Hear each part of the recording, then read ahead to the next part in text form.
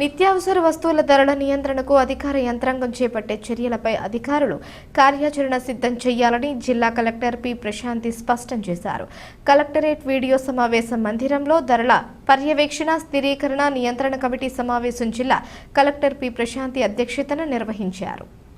ఈ సందర్భంగా కలెక్టర్ మాట్లాడుతూ జిల్లాలో ఏ సీజన్లలో ఏ కూరగాయలు పండించడం జరుగుతోంది, ఎంతవరకు ఉత్పత్తి వస్తోంది అనే వివరాలు నెలవారీగా గణాంకాలను ఖచ్చితంగా సేకరించి అధ్యయనం చేయాలని ఆదేశించారు. నెలవారీగా నిత్యావసర వస్తువుల డిమాండ్, దిగుబడి, వినిమయం ఆధారంగా మార్కెట్లో అందుబాటులో ఉన్న కూరగాయలు, ఇతర నిత్యావసర సరుకుల ధరలపై దృష్టి పెట్టాలని నివేదిక అందజేయాలని కలెక్టర్ పి ప్రశాంతి పేర్కొన్నారు.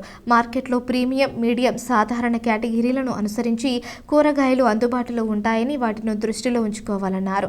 ప్రతి వారం కమిటీ సమావేశం నిర్వహించే క్రమంలో దళారుల ప్రమేయాన్ని నియంత్రించడంపై దృష్టి పెట్టాలన్నారు. అందులో భాగంగా 3 అంశాలను క్షుణ్ణంగా పరిశీలించి ఆ మేరకు నియంత్రణ పద్ధతులు అమలు చేయాల్సి ఉంటుందన్నారు. తూకం, కొలతలు విషయంలో లీగల్ మెట్రాలజీ అధికారులు తనిఖీలు నిర్వహించాల్సిందని ఆదేశించారు.